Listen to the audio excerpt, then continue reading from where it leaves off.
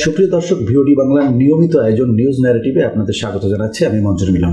আপনারা জানেন, এই নিউজ ন্যারেটিভ আমরা আয়োজন করে থাকি সমসাময়িক বিষয়গুলো নিয়ে। আমাদের সাথে এই সমসাময়িক বিষয় নিয়ে আলোচনা করতে স্টুডিওতে উপস্থিত আছেন ছাত্রদলের সাবেক সাধারণ সম্পাদক এবং ফ্যাসিবাদ বিরোধী ছাত্র ঐক্যের মুখপাত্র সাইদ মাহমুদ জুয়েল। সাইদ মাহমুদ জুয়েল, ভিওডি বাংলার স্টুডিওতে আপনাকে স্বাগত জানাচ্ছি। ধন্যবাদ আপনাকে, শুভেচ্ছা জানাচ্ছি ভিওডি বাংলা সকল দর্শক শ্রোতাকে। আমরা আলোচনায় চলে যাচ্ছি।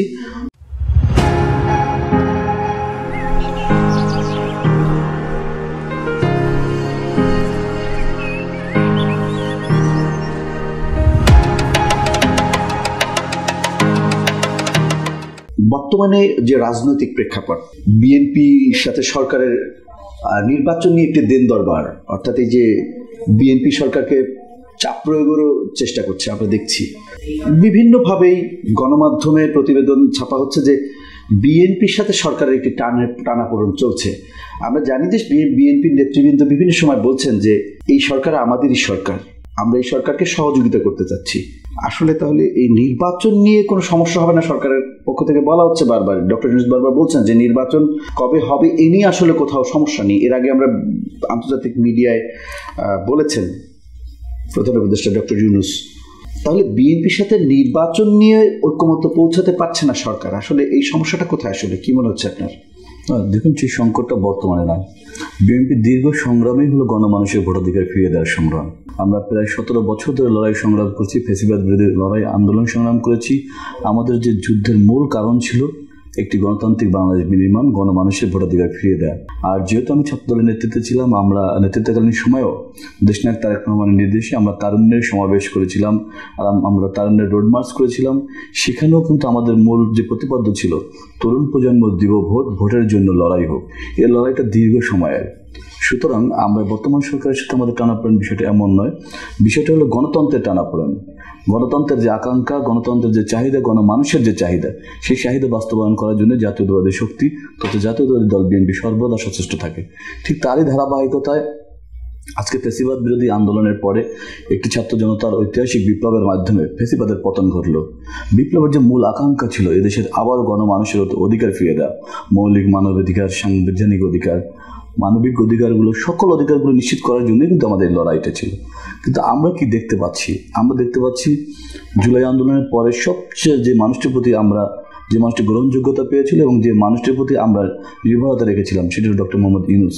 আমরা এখনও নির্ভরতা রাখতে চাই, কিন্তু আমরা লক্ষ্য করছি ডক্টর মোহাম্মদ ইউনূসকে ঘিরে আজকে যারা বিভিন্ন পর্যায়ের বিভিন্ন ধরনের বক্তব্য দিয়েছেন, যে বক্তব্যগুলো খুবই অনভিপ্রেত।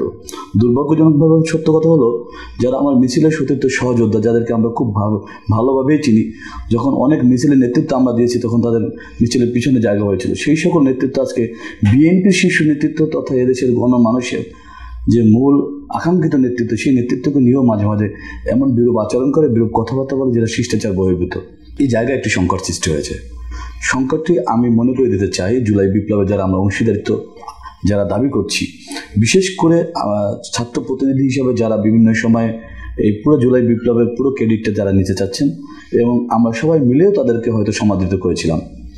কিন্তু দুর্ভাগ্যজনকভাবে সত্য কথা হলো, জুলাই বিপ্লবের সময় যেমন আমরা কোনো রাজনৈতিক শক্তি, কোনো প্রকার কোনো শক্তির বিভাজন দেখিনি, বরং তারা যখন আন্দোলনে এক পর্যায়ে ব্যর্থ হলো তখন কিন্তু তারা রাজনৈতিক শক্তিকে আহ্বান জানিয়েছিলেন।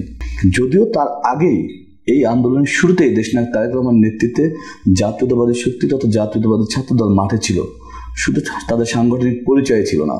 কারণ আমরা জানি, যখনই জাতীয়তাবাদী ছাত্রদল কিংবা জাতীয়তাবাদী শক্তি মাঠে তাদের নিজস্ব পরিচয় আসবে, তখনই ফ্যাসিবাদীরা সোচ্চার হয়ে যাবে। ফ্যাসিবাদীরা মনে করবে যে এই আন্দোলন নিশ্চয়ই বাস্তবায়িত হবে।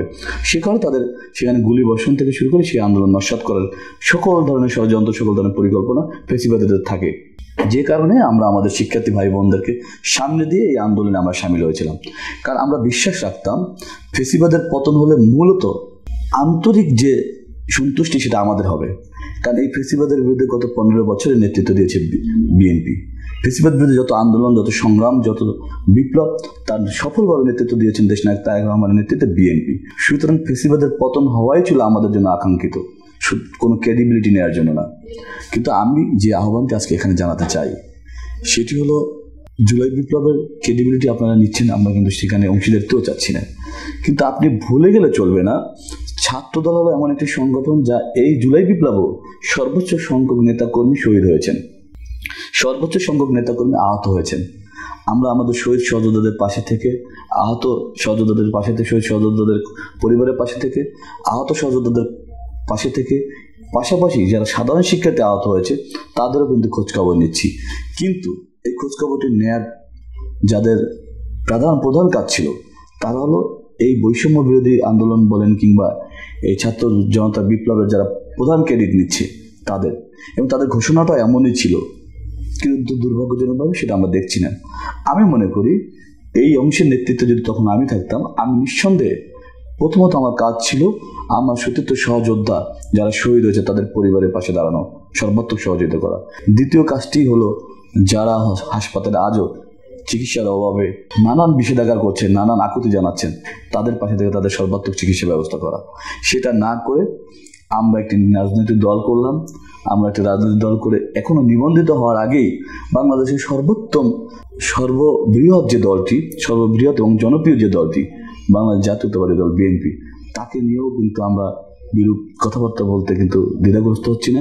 সেইখানে আমি খুব শঙ্কিত যে আরেকটা সংকট ঘনীভূত হচ্ছে কিনা।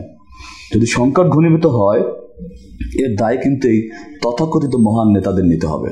কিন্তু একটি বিষয় আপনি উল্লেখ করেছেন যে এর আগে বিভাজন ছিল না, 5 আগস্টের আগে বিভাজন ছিল না। পরবর্তীতে আপনি আরেকটি কথা উল্লেখ করেছেন যে আমরা ক্রেডিট নিতে চাচ্ছি না। তো সব কিছু মিলিয়ে আমার মনে হয় যে 5 আগস্টের পরে কি এই ক্রেডিট নেওয়া না নেওয়া এইসব বিষয়গুলো নিয়ে কি আসলে বিভাজন সৃষ্টি হয়েছে? আপনার কি মনে হয়? তা না, এটা উচ্চাকাঙ্ক্ষা, উচ্চাভিলাষ নিয়ে শুরু হয়েছে। আমার ধারণা একজন ছাত্রদলের সাধারণ কর্মী হিসেবে, সাবেক কর্মী হিসেবে, একজন ঢাকা বিশ্ববিদ্যালয়ের সাবেক শিক্ষার্থী হিসেবে আমার বিশ্লেষণে মনে হচ্ছে উচ্চাভিলাষ, সেটি উচ্চাকাঙ্ক্ষা।